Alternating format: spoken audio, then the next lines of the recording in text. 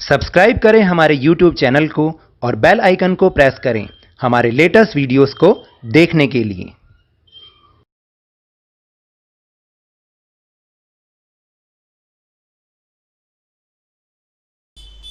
Hello and welcome to Lavneesh sir की class. आज की ये शिक्षा निदेशालय राष्ट्रीय राजधानी क्षेत्र दिल्ली की वर्कशीट नंबर 64 जो कि क्लास 9th के स्टूडेंट्स के लिए है। यह ली गई है सामाजिक विज्ञान के इतिहास विषय से और जिसमें हम पार्ट 1 फ्रांसीसी क्रांति की पुनरावृत्ति कर रहे हैं। जैसा कि आपको याद है कि पिछली वर्कशीट में हमने इसके 1 अंक वाले प्रश्नोत्तर का अभ्यास किया था। आज हम इसके 3 और 5 अंकों वाले प्रश्नों की पुनरावृत्ति करेंगे, उनका अभ्यास करेंगे या फिर उनको समझने की कोशिश करेंगे। तो देखिए, आज की वर्कशीट थोड़ी बड़ी ज़रूर है और इसके उत्तर भी आपको बड़े लग सकते हैं, लेकिन यह 3 और 5 अंकों के अनुरूप ही दिए गए हैं। देखिए, कई लोग जो छोटे छोटे उत्तर लिखवा देते हैं वो सही नहीं है, क्योंकि फिर आप कहेंगे कि हमने एग्ज़ाम में तो पूरे उत्तर लिखे हैं फिर भी हमें नंबर नहीं मिले हैं। तो इसलिए आप इन उत्तरों को लिखेंगे, समझेंगे तो ये बिल्कुल ही नंबर के अनुरूप हैं और आपको पूरे नंबर मिलेंगे। तो चलिए शुरुआत करते हैं मेरे साथ और समझने की कोशिश करते हैं। पहला प्रश्न है कि जैकोबिन क्लब के सदस्य कौन थे? तो इसका उत्तर है कि दुकानदार, कारीगर, जूता बनाने वाले, पेस्ट्री बनाने वाले, घड़ी बनाने वाले, प्रिंटर के साथ साथ नौकर और दिहाड़ी मजदूर भी जैकोबिन क्लब के सदस्य थे। यानी जो आम व्यक्ति थे, समाज के बिल्कुल आम साधारण व्यक्ति, वो सब जैकोबिन क्लब के सदस्य थे। फिर दूसरा प्रश्न है कि फ्रांसीसी क्रांति में योगदान देने वाले किन्हीं 2 दार्शनिकों का संक्षिप्त परिचय दीजिए। तो देखिए, उस समय दार्शनिक कई सारे थे, लेकिन हम उनमें से केवल 2 ही दार्शनिकों का यहाँ पे संक्षिप्त परिचय दे रहे हैं और उनके बारे में बता रहे हैं कि उन्होंने क्या योगदान दिया। तो पहले हैं वोल्टेयर या वोल्टेयर भी इनको बोलते हैं। उनके विचारों ने लोगों को विशेष अधिकारों और चर्च के प्रभुत्व के खिलाफ लड़ने के लिए प्रोत्साहित किया। और दूसरे थे मोंतेस्क्यू, जिनके दर्शन ने संवैधानिक राजतंत्र और शक्तियों के विभाजन को रेखांकित किया। उनका मानना था कि सभी शक्तियां एक ही व्यक्ति के हाथ में केंद्रित नहीं होनी चाहिए। यानी ये ऐसे दार्शनिक थे जिनके विचारों को पढ़कर लोगों ने फ्रांसीसी क्रांति की तरफ लोग झुके और उन्होंने उस क्रांति को किया। फिर तीसरा प्रश्न है, ओलंप दे गूज कौन थी? ओलंप दे गूज फ्रांस में राजनीतिक रूप से सक्रिय एक महिला थी। उन्होंने संविधान व पुरुष व नागरिक अधिकारों के घोषणा पत्र के विरोध प्रदर्शन में भी हिस्सा लिया था, क्योंकि महिलाओं को उस समय मूल राजनीतिक अधिकार भी नहीं दिए गए थे। उन्होंने 1791 में महिला और राजनीतिक अधिकारों के घोषणा पत्र को बनाया। 1793 में उन्होंने जैकोबिन सरकार द्वारा महिलाओं के क्लबों को ज़बरदस्ती बंद करने की आलोचना की। बाद में उन पर देशद्रोह का आरोप लगाकर उन्हें फांसी की सज़ा दी गई। देखिए, ये 3 नंबर के अकॉर्डिंग है, इसलिए हमें इसमें इतना लिखना ही पड़ेगा। फिर चौथा प्रश्न है कि रोबेस्पियर के शासनकाल को आतंक का राज क्यों कहा जाता है? तो देखिए, 1793 से 1794 की अवधि को निम्नलिखित कारणों के कारण आतंक का राज कहा गया था। उसका पूरा नाम था मैक्समिलियन रोबेस्पियर। मैक्समिलियन रोबेस्पियर ने गंभीर नियंत्रण और सज़ा की नीति का पालन किया। गंभीर की जगह आप कड़ा भी कर सकते हैं इसको, कड़े नियंत्रण और सज़ा की नीति का पालन किया। फिर दूसरा पॉइंट है कि जो भी व्यक्ति उसकी नीतियों से सहमत नहीं था उसको दोषी ठहराया जाता था। तीसरा पॉइंट है कि रोबेस्पियर के सरकार ने मजदूरी और कीमतों की अधिकतम सीमा रखते हुए कानून जारी किए, यानी उन्होंने मजदूरी और कीमतों की अधिकतम सीमा रख दी। और फिर चौथा पॉइंट है कि किसानों को सरकार द्वारा निर्धारित कीमतों पर ही अपना अनाज बेचने के लिए मजबूर किया गया था। तो इसलिए इन कारणों से उसके राज को आतंक का राज कहा गया। फिर 5वां प्रश्न है कि फ्रांसीसी समाज में महिलाओं का जीवन कैसा था? तो देखिए, फ्रांस में महिलाओं ने समाज में सम्मानजनक स्थिति हासिल नहीं की हुई थी, मतलब उनको सम्मानजनक स्थिति उनकी नहीं थी। तीसरे स्टेट में अधिकांश महिलाओं को जीवन यापन के लिए काम करना पड़ता था। वे कपड़े सिलने, कपड़े धोने, फल फूल सब्जी बेचने वाली के रूप में कार्य करती थी तथा अमीर लोगों के घरों में घरेलू नौकर के रूप में काम किया करती थी। अधिकांश महिलाओं की शिक्षा या नौकरी प्रशिक्षण तक उनकी पहुंच नहीं थी। तो इसका मतलब, कहने का मतलब ये है कि वो सामान्य काम ही करती थी, शिक्षा या किसी व्यवसाय का प्रशिक्षण तक वो नहीं उनकी पहुंच थी, वो नहीं सीख पाती थी। केवल अमीर लोगों की बेटियां या तीसरे स्टेट के धनी सदस्य ही शिक्षा प्राप्त कर सकते थे, और जो औरतें होती थीं उनकी मजदूरी भी पुरुषों की तुलना में कम होती थी। फिर अगला प्रश्न है कि फ्रांस के 3 स्टेट्स का संक्षिप्त वर्णन कीजिए। तो देखिए उस समय का समाज, जो 18वीं सदी का समाज था फ्रांस का, वो 3 स्टेट्स में बटा था, यानी 3 ग्रुप में बटा था। प्रथम स्टेट में पादरी लोग शामिल थे, पादरी को राजा को कर देने से छूट दी गई थी। फिर द्वितीय स्टेट था, द्वितीय स्टेट में कुलीन लोग शामिल थे, कुलीन लोगों को भी करों से छूट दी गई थी, और कुलीन लोगों को सामंती विशेष अधिकार मिला हुआ था, यानी लोगों से कर वसूलने का अधिकार उन्हें मिला हुआ था। फिर था तृतीय स्टेट में बड़े व्यापारी, फिर छोटे व्यापारी, अदालत के अधिकारी, वकील, किसान और कारीगर, भूमिहीन, श्रमिक, नौकर आदि शामिल थे, और इसमें अमीर और गरीब दोनों व्यक्ति ही शामिल थे। इसके बाद है 7वां प्रश्न, दुनिया के लिए फ्रांसीसी क्रांति का क्या महत्व है। तो देखिए दुनिया में फ्रांसीसी क्रांति का सबसे महत्वपूर्ण योगदान लोकतंत्रवाद का विचार रहा है, यानी इस फ्रांसीसी क्रांति ने पूरी दुनिया को कैसा विचार दिया, लोकतंत्र का विचार दिया है।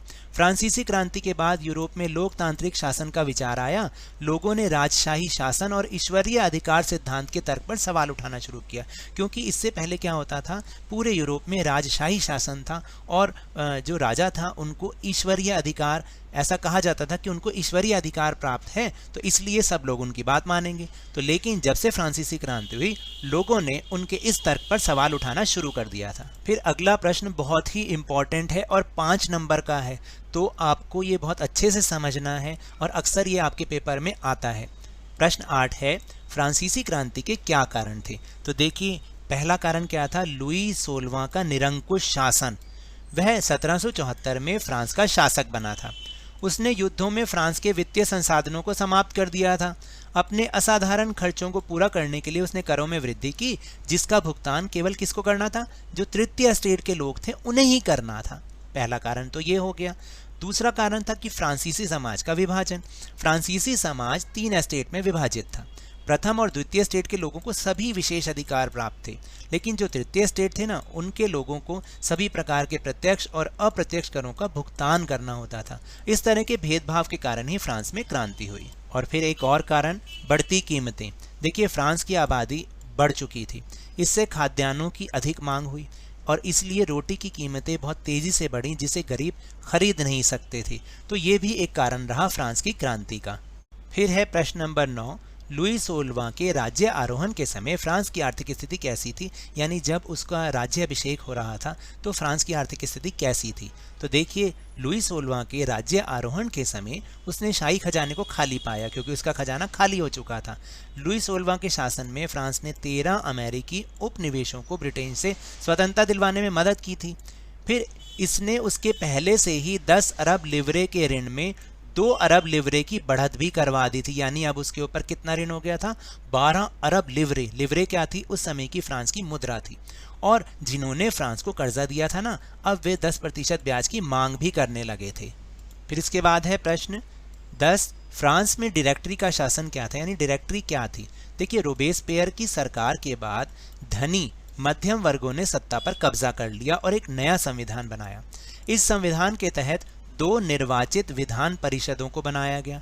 फिर उन्होंने एक 5 सदस्यों से बनी एक कार्यकारी डायरेक्टरी को भी नियुक्त किया, और ऐसा इसलिए किया गया था ताकि सत्ता एक ही व्यक्ति के हाथ में ना रहे, जैसा कि जैकोबिन सरकार में था। जैकोबिन सरकार में रोबेस्पियर के हाथ में सारी सत्ता थी, सारी पावर थी, लेकिन अब ऐसा दोबारा ना हो इसलिए 5 सदस्यों वाली डायरेक्टरी बनाई गई, जो किसी भी बात का फैसला लेगी। किसके माध्यम से, विधान परिषदों के माध्यम से।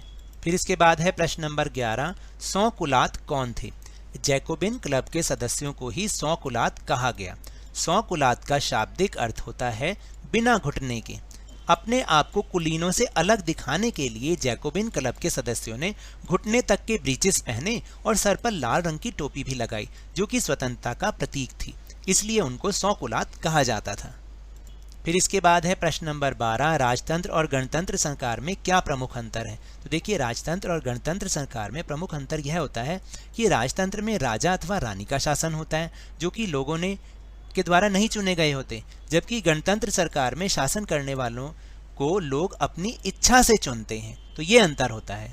फिर है प्रश्न नंबर 13। देखिए इसमें 2 प्रश्न शामिल है, इसलिए इसका उत्तर इतना बड़ा है। 18वीं सदी में फ्रांस में दास प्रथा की क्या स्थिति थी और इसका अंत किस प्रकार हुआ? तो पहले हम पहले भाग का उत्तर करते हैं। फ्रांसीसी व्यापारी बोर्दे और नान्ते बंदरगाहों से अफ्रीका के देशों की यात्रा करते और वहां से स्थानीय सरदारों की मदद से दासों की, यहाँ पर लिखना है दासों की खरीद करते थे। उन पर अपनी मोहर लगाकर उन्हें ठूस ठूस कर जहाज़ों में भर दिया जाता और कैरिबियाई देश में काम करने के लिए भेज दिया जाता, जहां उन्हें बागान मालिकों को बेच दिया जाता था। तो यहाँ पर आएगा दास आएगा, आप सुन लीजिए। और फिर ये इसका अंत किस प्रकार हुआ? तो देखिए 18वीं शताब्दी में तो दास प्रथा के बारे में बहुत ही कम चर्चा हुई, यानी उसको निंदा भी उसकी बहुत कम हुई। नेशनल असेंबली सरकार ने भी इसके लिए कुछ नहीं किया, क्योंकि उन्हें डर था कि अगर वह ऐसा किया गया तो बिजनेसमैन उनका विरोध करेंगे, क्योंकि उनकी आमदनी, जो बिजनेसमैन की आमदनी है, वो उन्हीं पर ही निर्भर होती थी। फिर कन्वेंशन की सरकार ने 1794 में फ्रांस और उसके सभी उपनिवेशों से दास प्रथा को समाप्त कर दिया। तो इस तरह से दास प्रथा समाप्त हुई। इसके बाद है प्रश्न नंबर 14। लुई 16वां के अंत के बाद फ्रांस एक संवैधानिक राजतंत्र कब और किस प्रकार बना? 3 सितंबर 1791 को नेशनल असेंबली ने राजा लुई 16वां को 1791 के फ्रांसीसी संविधान के स्वीकार करने के लिए मजबूर किया उसको। इस प्रकार राजतंत्र को संवैधानिक राजतंत्र में बदल दिया गया। 1791 में नेशनल असेंबली ने संविधान का प्रारूप पूरा किया और नए संविधान के अनुसार अब फ्रांस के राजा द्वारा विधायिका और न्यायपालिका के साथ सत्ता साझा करने के साथ ही फ्रांस अब एक संवैधानिक राजतंत्र बन गया। यानी कहने का मतलब है 3 सितंबर 1791 को फ्रांस जो है संवैधानिक राजतंत्र बना, जिसके लिए उसको विवश किया गया लुई 16वां को। इसमें क्या था इस संविधान में कि अब राजा को अपनी शक्तियों को विधायिका और न्यायपालिका के साथ शेयर करना पड़ेगा, साझा करना पड़ेगा। तो इस तरह से फ्रांस अब एक संवैधानिक राजतंत्र बन गया, यानी राजा भी और संविधान भी। फिर प्रश्न नंबर 15 यानी आखिरी प्रश्न, फ्रांस की राजनीति में नेपोलियन बोनापार्ट की भूमिका को लिखिए। तो देखिए इसका उत्तर है कि डायरेक्टरी के शासन में फ्रांस की राजनीति में कई वर्षों तक उथल पुथल मची रही, जिसने नेपोलियन बोनापार्ट के उदय की परिस्थितियों को और भी बल दिया, यानी उसकी परिस्थितियां और भी पक्की हो गईं और इससे ही नेपोलियन बोनापार्ट धीरे धीरे फ्रांस में खुद को राजा मानने के लिए आगे, राजा बनाने के लिए अग्रसर होने लगा। नेपोलियन बोनापार्ट ने खुद को 1804 ईस्वी में फ्रांस का सम्राट घोषित कर दिया और पड़ोस के यूरोपीय देशों की विजय यात्रा शुरू की। उसने फ्रांस के आसपास बहुत सारे क्षेत्रों को जीत लिया। पुराने राजवंशों को हटाकर उसने नए साम्राज्य बनाए और उनकी बागडोर अपने खानदान के लोगों के हाथों में ही सौंप दी। फिर 1815 में वाटरलू के युद्ध में उसकी हार हुई। तो देखिए इस तरह से ये 15 प्रश्नों का ये आज की वर्कशीट थी। थोड़ी लंबी ज़रूर थी, तो आप इसके प्रश्न के उत्तर को बहुत अच्छे से समझिएगा और अपने नोट्स में बना लीजिए। ये बिल्कुल नंबर्स के अकॉर्डिंग है। तो ये तो थी आज की वर्कशीट। अगर मेरे इस तरह समझाने से आपको थोड़ा सा भी समझ में आया हो तो इस चैनल को ज़्यादा से ज़्यादा सब्सक्राइब कीजिए, लाइक कीजिए और बहुत ज़्यादा शेयर भी कीजिए। और हाँ, मेरे साथ इसी तरह वर्कशीट को समझते रहिए, लेकिन ध्यान और मन लगाकर पूरी मेहनत और लगन के साथ पढ़ते रहिए। और अगर आपको कोरोना वायरस से बचना है ना, तो मास्क तो ज़रूर लगा के रखिए, क्योंकि जब तक दवाई नहीं तब तक कोई ढिलाई नहीं। धन्यवाद।